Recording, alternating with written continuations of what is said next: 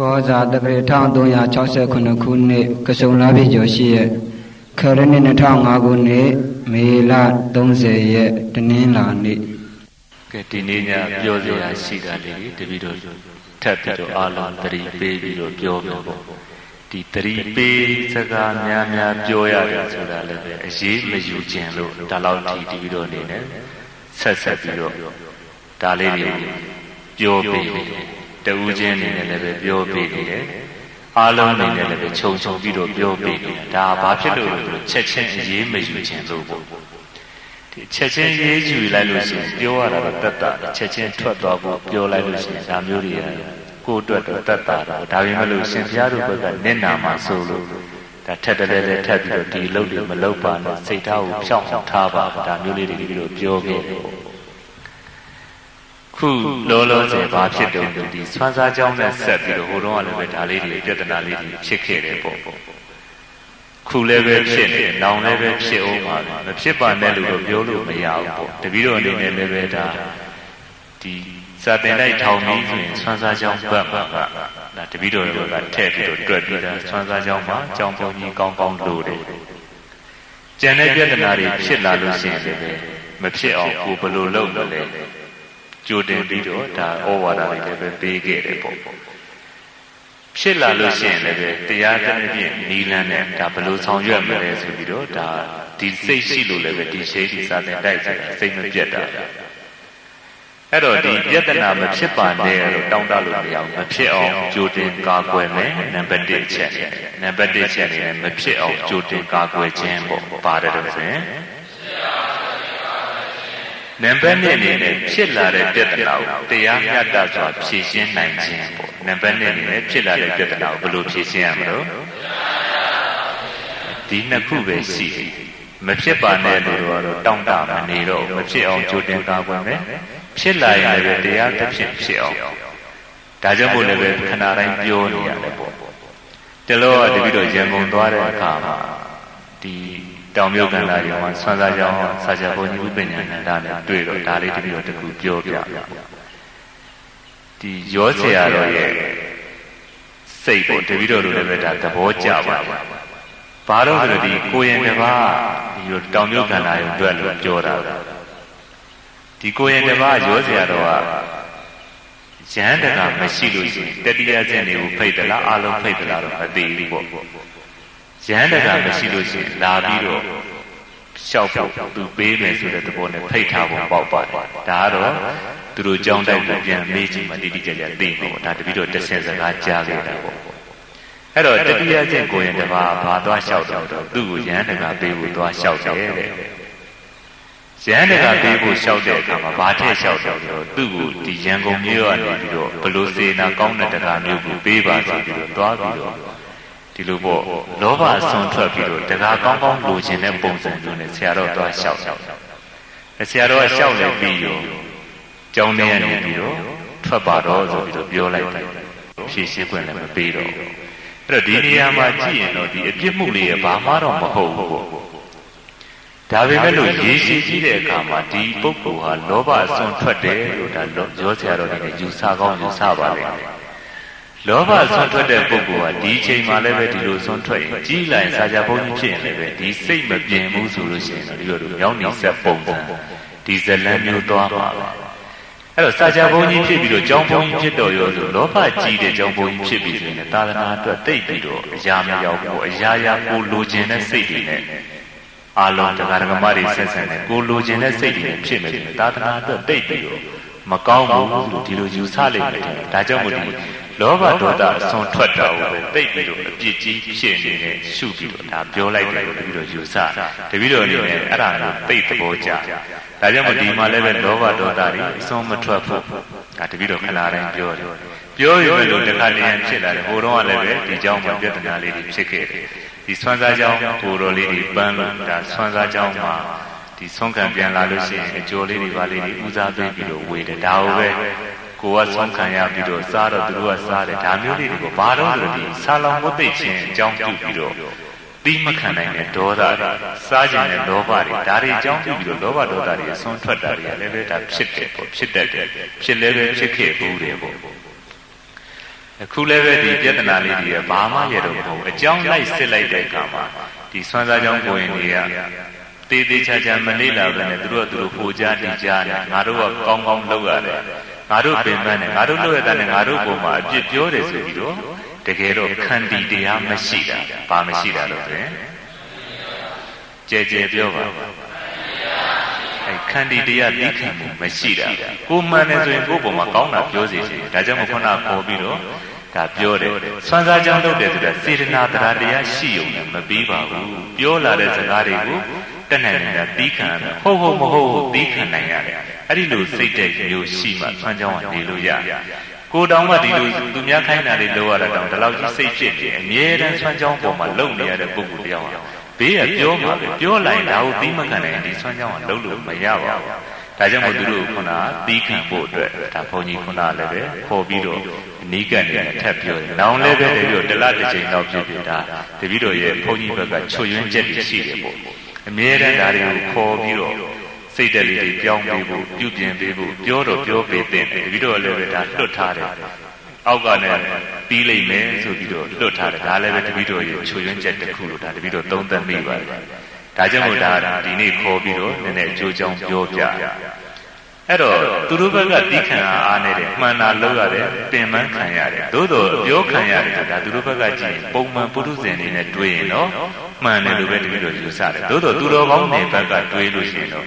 ခန္တီတရားအားနဲ့တော့ပြဿနာမဟုတ်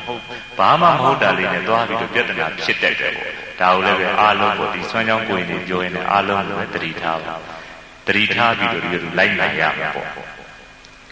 နောက်ပြောတဲ့ပုဂ္ဂိုလ်ကလည်းပဲဘာတော့လို့ဒီရှင်ခေမာတိဘာရမဟုတ်ကိုမစားခြင်းတခါတရံလေးကိုလို့ပေါ့အစင်မသိနဲ့ဆွမ်းစားကြောင်းဆိုတာဒီလိုတွေနဲ့ငွေပေးပြီးတော့လူမငားနိုင်တော့တက်နိုင်နေများတခါတရံမှာခြွေတာပြီးတော့လောက်ရတာအများကြီးရှိတယ်ဒါတွေကိုလည်းပဲတပြီးတော့ပြောဖို့တယ်ပေါ့တခါတရံအစင်မပြေတာလေးကိုတက်နိုင်နေများတီးခံပြီးတော့ဖုံးပေးသွားရင်ပြီးတာပဲတရားတွေကငန်းနဲ့စေနာမရှိမလုံးနဲ့ပွားလုံးနေတဲ့လူသွားပြီးတော့ပါဇက်ကတိတ်ပြီးတော့ရမ်းလိုက်တဲ့အခါမှာပြဿနာလေးတွေကဘာမှမဟုတ်ပဲနဲ့နည်းနည်းလေးမခံချင်စိတ်တွေဖြစ်တယ်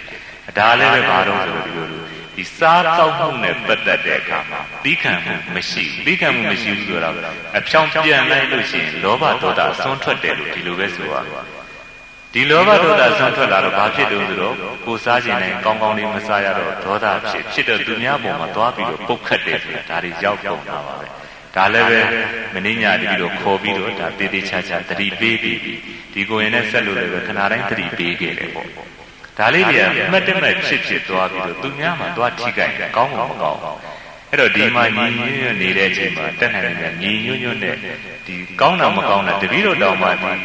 တခါတည်းဘာမှမဖြစ်ဘူးဒီလိုပဲစားပြလိုက်တယ်အဲ့ဒီနေ့ခေါက်ဆွဲနာမည်သိပေမဲ့လို့တပည့်တော်ဘာမှမပြောပြီးတဲ့အခါမှာအကျိုးအကြောင်းသိကြည့်လိုက်တဲ့အခါမှာဘာကြောင့်ဖြစ်တယ်ဆိုတာအကျိုးအကြောင်းသိသွားရင်ပြီးသွားတာပဲဒါတွေကိုသွားပြီးတော့ဘုန်းကြီး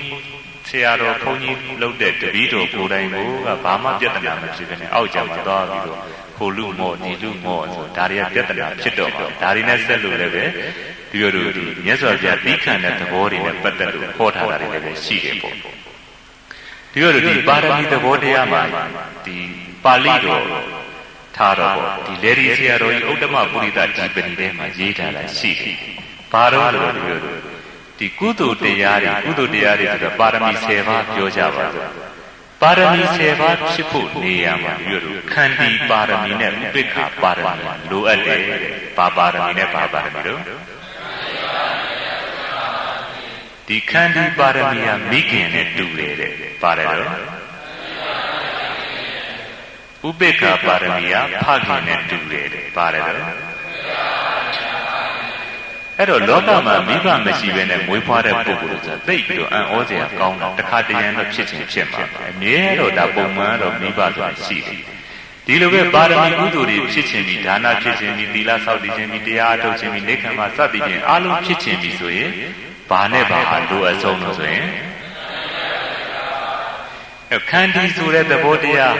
ပြီးခံမှုရှိပြီးဆိုလို့ရှိရင်ပြောလို့ဒါနပေးတဲ့ပုဂ္ဂိုလ်ကလည်းပဲဒါနကုသိုလ်ဖြစ်ခြင်းပထမကိုပေးလိုက်တဲ့ငွေအတွက်ကိုယ့်အတွက်စောင်းနေချိုးချံချွေတာရတယ်ဒါခန္တီတွေပေါ့သူများစီမှာသွားပြီးကုသိုလ်လုပ်မယ်ဆိုရင်အေးတာသိခံရတယ်ချင်းကြိုက်တာသိခံရတယ်ဒါမလုပ်လို့ရှိရင်တ တီးမကန်လို့ရှိရင်ကုသိုလ်ဆိုတာမဖြစ်ဘူးပေါ့တခါတည်းမှာပြောလာတဲ့စကားတွေဥပိ္ပခာသဘောနဲ့ခန္တီပါရမီနဲ့ညှိပြီးတော့တီးခံပြီးတော့လက်လျူရှုရတာရှိတယ်ဒီသဘောတရားမှမရှိဘူးဆိုရင်ပြောတော့ကုသိုလ်ပါရမီဆိုတာဘယ်တော့မှမဖြစ်နိုင်ဘူးပေါ့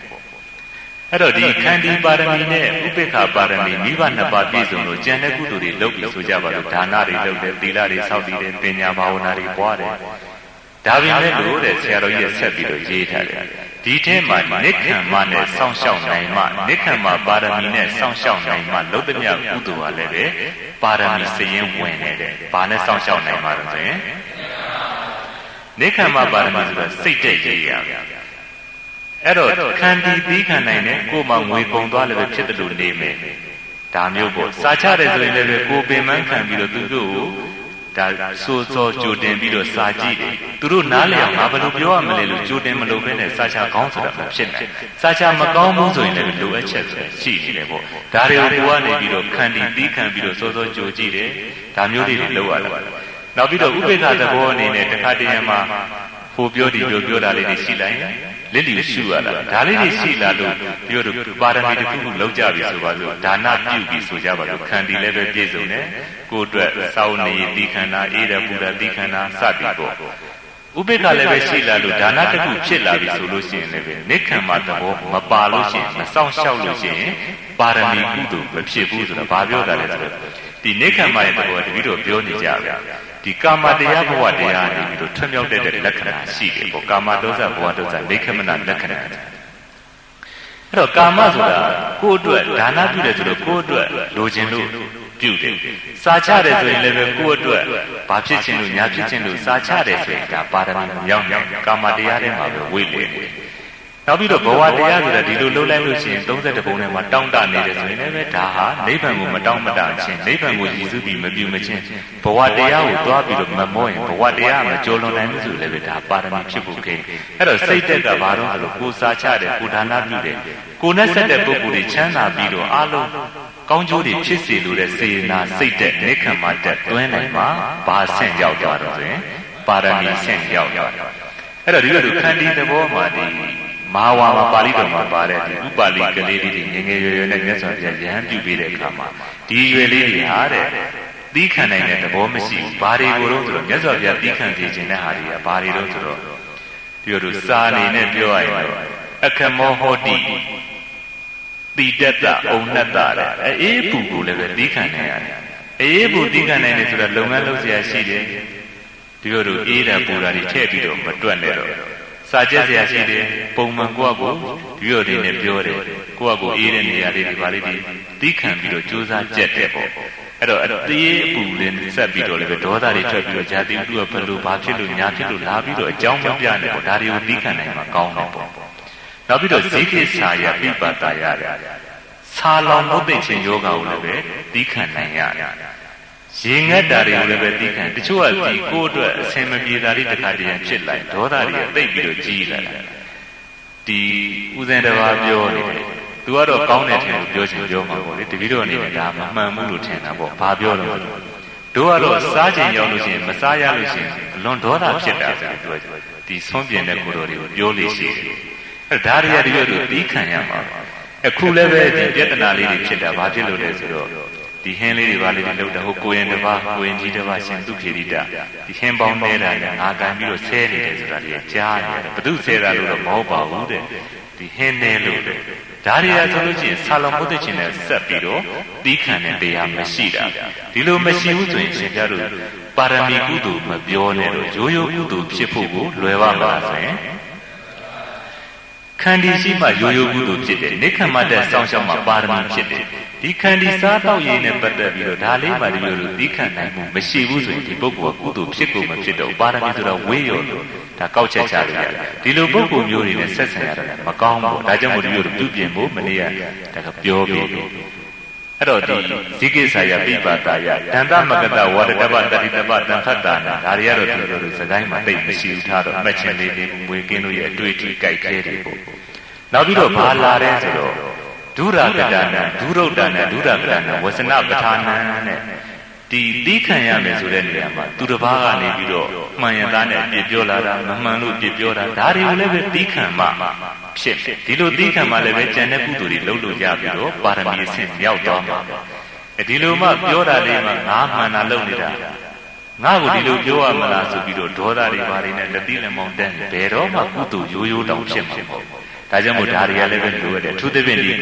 စောစောကဆွမ်းချက်တဲ့ပုဂ္ဂိုလ်တွေနဲ့ဆက်လို့ဒုရုဒ္ဒနာဒုဒ္ဒပဌာနာဝဆနပဌာနာအခမဇာတိကိုဟောတိဆိုတဲ့သဘောဖြစ်သွားသူများပြောလာတာလည်းဒီကိုသီးမခံနိုင်ပြောတဲ့ပုဂ္ဂိုလ်တွေကလည်းပဲဇိကိစ္စယပိပတယဆာလောင်မှုသိတာတွေကိုမဝမဆိုတာကိုစားမကောင်းတာဒါလေးတွေအကြောင်းပြုပြီးတော့သီးခံစိတ်နဲသွားလို့ရှိရင်အဲ့တော့ဘယ်ဘက်ကကြည့်ကြည့်ဒီသီးခံစိတ်မရှိဘူးဆိုရင်ကုသိုလ်ရိုးရိုးတောင်မှဖြစ်ပါမလားမဖြစ်ဘူးလားမေးရင်ကုသိုလ်ရိုးရိုးမှမဖြစ်ဘူးဆိုရင်ပါရမီဆိုတာဝေးရောအဲ့ဒါရှင်များတို့သဘောပေါက်ဒါတပြည့်တော့ဒါစာပေနဲ့ပြန်ပြီးတော့ချင့်ချင်ပြီးတော့ပြောနေတာပေါ့နောက်ပြီးတော့ဘာတွေရှိသေးတယ်ဆိုတော့ဒီဥပ္ပန္နနံတာရိတိကနံဝေဒနာနံဒုက္ခနံတိဗ္ဗနံခရာနံကတုကနံအတ္တဒနံအမနာပါနံပါဏဟရနံအခမဇာတိကိုဟောတိဖြစ်ပေါ်လာတဲ့ဝေဒနာဆိုတာဒီလိုယောဂလေးတွေတခုရလာလို့ရှိရင်တဏှနဲ့နဲ့ပြီးခံနိုင်ရတာဓာကြီးကိုဘာဖြစ်တယ်ညာဖြစ်တယ်ပြုစုတဲ့ပုဂ္ဂိုလ်လည်းပဲအာမနာပဲနဲ့ရှောက်ပြီးတော့ဓာကြီးတွေညှိညူနေလို့ရှိရင်ဘယ်ကောင်းတော့မှာလဲဒါလည်းပဲဒီလိုကုသိုလ်ရခြင်းရဲ့အကြောင်းပေါ့ဒါကြောင့်မို့ရှင်ပြတို့သဘောပေါက်ချုပ်ဖို့ရတာနံပါတ်1ကုသိုလ်ပါရမီတွေတဲမှာရိုးရိုးကုသိုလ်ဖြစ်ခြင်းရင်ကိုပဲဘာပါရမီနဲ့ဘာပါရမီလိုအပ်တော့ဆိုရင်အဲ့ဒါစိတ်ဆက်တဲ့ပုဂ္ဂိုလ်တွေပေါ့ငါမဟုတ်မခံကွာကိုယ်တက်ကနေပြောရင်ကိုယ်ကပြန်ပြောမယ်ဆိုတဲ့ပုဂ္ဂိုလ်တွေသိပြီးတော့တတိထားစရာကောင်းပါဘယ်တော့မှကုသိုလ်များများရမှာပေါ့ဒီပုဂ္ဂိုလ်တွေကစာသင်စာချလည်းပဲကုသိုလ်ရမှာမဟုတ်ဘူးလူထွက်သွားလည်းပဲကုသိုလ်ရမှာနေရာတကာပြဿနာတွေနဲ့ပေါင်းစုံနဲ့ပဲတိုးမှာပါဒါကြောင့်မို့ဒီခန္တီဟာသိပြီးတော့အရေးကြီးတယ်ပေါ့ဒီလိုသူများပြောတာကိုလည်းပဲတီးခန့်ဒါခန္တီရှိလာလို့ရှိရင်ကုသိုလ်ပါရမီတွေဆိုတာဖြစ်ဖို့ရတော်တော်လွယ်သွားတယ်ဒါတော့မှပညာနဲ့ဆင်ခြင်ပြီးတော့နိခမတက်သွင်းနိုင်မှာဒီလိုတော့ပါရမီဆိုတာဖြစ်မှာဒါကြောင့်မို့ရှင်ပြတို့ဒီအစားတောက်လေးနဲ့ပတ်သက်လို့စောစောရောဆရာတော်စောစောကကြောင်းပြောင်းခန်းလိုက်တဲ့ကိုရင်ဟာတကယ်တော့အဖြစ်ကတော့တာမညာလေးကြည့်ရင်ဘာမှမဟုတ်ဘူးဒါမှမဟုတ်ရဟန်းဖြစ်သွားလို့ရှိရင်သူ့ပေါ်မှာရဟန်းတရားတွေကမကောင်းပါတွေစိုးရိမ်ပြီးတော့သွားပြီးတော့ရှောက်တော့ဘာဖြစ်သွားတယ်ဆိုတော့ဒီပစ္စည်းလေးပါးနဲ့ပတ်သက်လို့သိမခံနိုင်တော့လောဘအစွန်းနဲ့တဏှောထွက်သွားတယ်လောဘအစွန်းထွက်တာကိုပညာရှင်သူတော်ကောင်းတွေသဘောမကျဘူးဆိုတာဒါဒီလိုအနေနဲ့ဒီဟာလေးကိုတာရကယူခဲ့ပါတယ်အပြစ်လည်းပဲမမြင်တော်တော်သဘောလည်းပဲကျဒါကြောင့်မို့ဒီမှာကြတော့အပြစ်ယူရမှာစိုးနေလို့ဒီလောဘဒေါသဆုံးလေးတွေမလုတ်ပါနဲ့ကြက်တိုက်တာတွေမလုတ်ပါနဲ့စသည်ဖြင့်အားလုံးဒီလိုအများကြီးဩဝါဒပေးပြီးတော့စိတ်သက်ပြုပြင်ပေးတယ်ဆိုတာအရေးယူခံရမှာစိုးလို့ရှင်ပြားတို့ပေါ်မှာအရေးယူရမှာဝန်လင်းလို့ဒါတွေကြိုပြီးတော့ပြောတယ်ဒါမှမဟုတ်တချို့သောပုဂ္ဂိုလ်တွေနားလည်တယ်တချို့ကလည်းပဲနားမလည်ပါဘူးဒီစကားပြောတာစက်တောင်းနဲ့တောင်းမကျိုးတဲ့ကိုရင်ကြီးတွေလည်းပဲတော်တော်ရှိသေးတယ်ကိုယ့်အကူပဲပြင်တာကောင်းပါတယ်ဒါတပြီးတော့အရေးမြင့်နေတဲ့ထပ်ပြီးတော့ပြောတာပေါ့ဒီပြောလိုက်တဲ့စကားတွေဝိလေချောင်းပဲနဲ့ရှောက်ပြီးတော့ပြောတာလည်းမလုံးနဲ့အဲ့တော့ဒီဆွမ်းကြောင်းဒီပြဿနာလေးတွေဖြစ်လာတယ်ဆိုတာတကယ်အရင်စစ်လိုက်တဲ့အခါမှာတပြီးတော့ကြီးကြီးမားမားသွားမတွေ့ဘူးပေါ့တစ်ဖက်ကလည်းပဲသီးမခံနိုင်တာတစ်ဖက်ကလည်းပဲသီးမခံနိုင်တာပြောခံရတဲ့ဘက်က